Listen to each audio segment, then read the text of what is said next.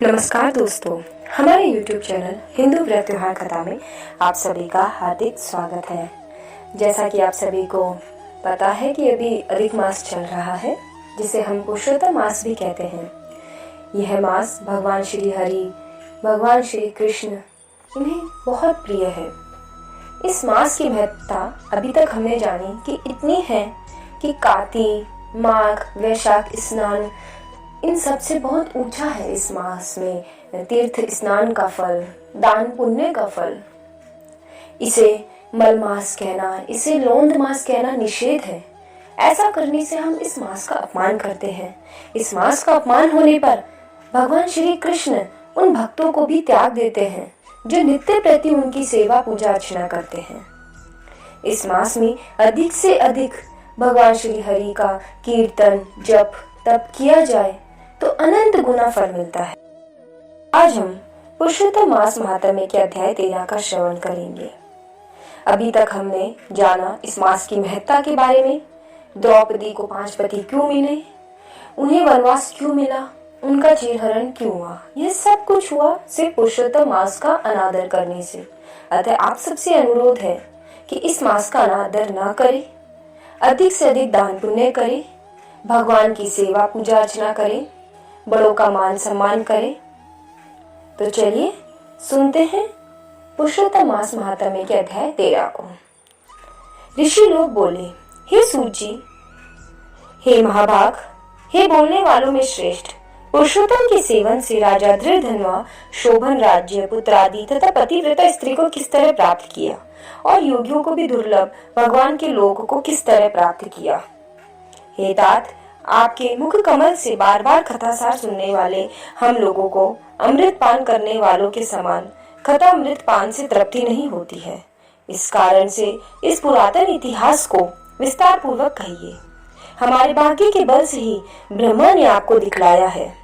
सूत जी बोले, हे विप्र लोग, सनातन मुनि नारायण ने इस पुरातन इतिहास को नारद जी के प्रति कहा है।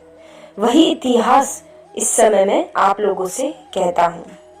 मेरे जैसा गुरु के मुख से राजा धृतधन्वा का पापनाशक चरित्र पढ़ा है, उसको सब मुनि श्रवण करे। श्री नारायण बोले, हे ब्राह्मण नारद, सुनिए, मैं पवित्र करने वाली गंगा के समान राजा धृतधन्वा की सुंदर तथा प्राचीन कथा कहूंगा। हे हय्य देश का रक्षक, श्रीमान बुद्धिमान तथा सत्य पराक्रमी चित्रधर्मा नाम का राजा हुआ करता था। उसको धृतधन्वा नाम से प्रसिद्ध, अति तेजस्वी, सब गुणों से युक्त, सत्य बोलने वाला, धर्मात्मा और पवित्र आचरण वाला पुत्र प्राप्त हुआ। कान तक लंबे नेत्र वाला, चौड़ी छाती वाला, बड़ी भुजा वाला महातेजस्वी राजा धृतधन्वा प्रशस्त गुण समूह के साथ साथ बढ़ता गया। वह चतुर राजा धृतधन्वा प्रसन्नता के साथ गुरु के मुख से एक बार कहने मात्र से पूर्व में पढ़े हुए के समान व्याकरण आदि 6 अंगों के साथ 4 वेदों का अध्ययन कर, गुरु को दक्षिणा देकर और विधि पूर्वक उनकी पूजा कर, बुद्धिमान राजा गुरु की आज्ञा से पिता चित्रधर्मा के नगर को गया।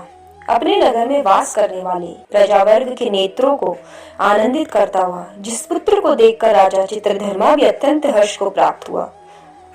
पुत्र जवान हो, संपूर्ण धर्म को जानने वाला हो और प्रजा पालन में समर्थ हो, इससे भरकर सार शून्य संसार में और क्या है, अर्थात कुछ नहीं है।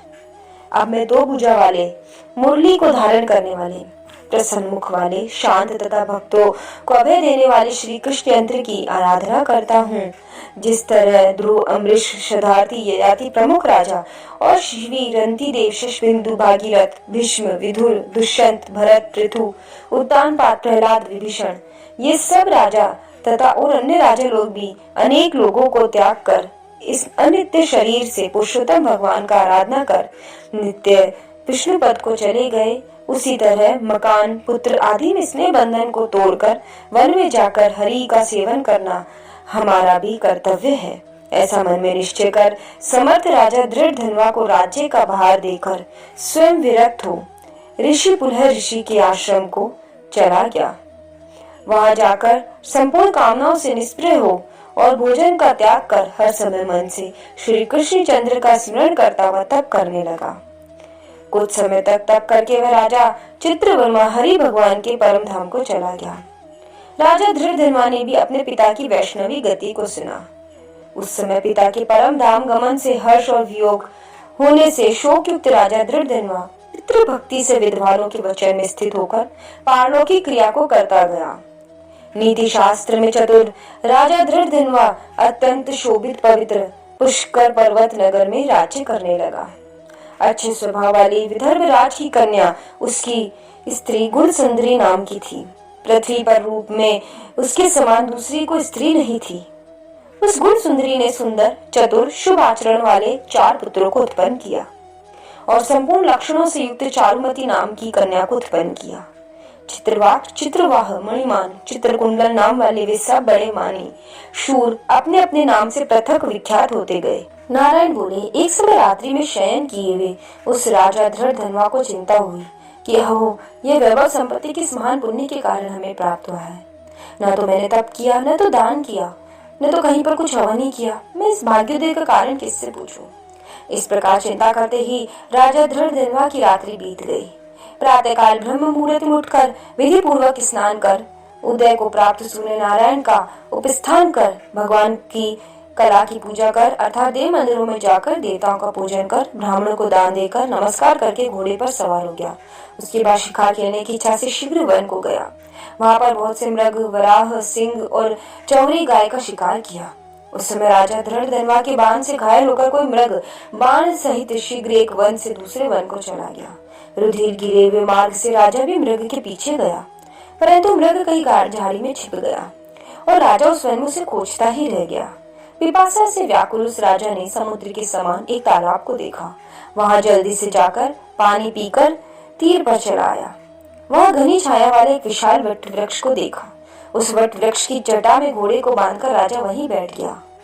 उसी समय वहां पर कोई एक सुंदर सुग्गा राजा को मोहित करने वाली तुलना रहित मनुष्य वाणी को बोलता हुआ आया। केवल राजा को बैठे देखकर उसको संबोधित करता हुआ एक ही श्लोक को बार बार पढ़ने लगा कि इस पृथ्वी पर विद्यमान अतुल सुख को देखकर तू तत्व अर्थात आत्मा का चिंतन नहीं करता है तो इस संसार से पार कैसे जाएगा। बार बार इस श्लोक को राजा धृतधन्वा के सामने पढ़ने लगा। राजा उसके वचन को सुनकर प्रसन्न हुआ और उस पर मोहित हो गया कि इस शुक पक्षी ने दुख से जानने योग्य सारे भरे हुए नारिकेल फल के समान अगर में ही एक ही श्लोक को बार बार पढ़ते हुए क्या कहा। यह कृष्ण द्वैपायन के श्रेष्ठ पुत्र सुखदेव जी तो नहीं है जो कि कृष्णचंद्र के सेवक मुझको मूढ़ और संसार सागर में डूबा हुआ देखकर राजा परीक्षित के समान कृपा कर उद्धार करने की इच्छा से मेरे पास आई हूँ। इस तरह चिंता करते हुए राजा धृतधन्वा की सेना समीप आ गई। शुक पक्षी राजा को उपदेश देकर स्वयं अंतर ध्यान हो गया और शुक पक्षी के वचन को स्मरण करता हुआ राजा अपने पुर में आकर बुलाने पर भी नहीं बोलता है और निद्रा रहित हो उसने भोजन को भी त्याग दिया था। तब एकांत में उसकी रानी ने आकर पूछा। गुणसुंदरी बोली, हे पुरुषों में श्रेष्ठ, ये मन में क्यों मलिनता उत्पन्न हुई है। हे भूपाल, पृथ्वी के रक्षक, उठिए उठिए, भोगों को भोगिए, वचन बोलिए। देवताओं से भी दुख से जानने योग्य शुक पक्षी के सत्य वचन का स्मरण करता हुआ रानी गुणसुंदरी के प्रार्थना करने पर भी राजा धृतधन्वा कुछ नहीं बोला। पति के दुख से अत्यंत पीड़ित हुए रानी भी दीर्घ श्वास लेकर अपने पति की चिंता के उत्कट कारण को नहीं जान सकी। इस प्रकार चिंता में मग्न राजा का कितना ही समय बीत गया, परंतु संदेह सागर से पार करने वाला कोई भी कारण वह देख न सकी। नारद जी बोले, हे मुने, इस तरह चिंता को करते हुए पृथ्वीपति राजा धृतधन्वा का क्या हुआ सो आप कहे, क्योंकि हे मुने, निर्मल वैष्णव चरित्र थोड़ा भी यदि सुना जाए तो पापों का नाश हो जाता है।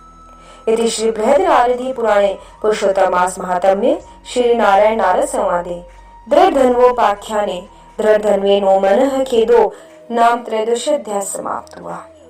बोलिए श्री हरि प्रभु विष्णु की जय। आप सभी से विनम्र अनुरोध है कि अगर आप हमारे इस YouTube चैनल पर नए हैं तो चैनल को सब्सक्राइब करना मत भूलिए। हमारे द्वारा डाले गए वीडियोस अगर आपको पसंद आते हैं तो इसे लाइक कीजिए, ज्यादा से ज्यादा शेयर कीजिए।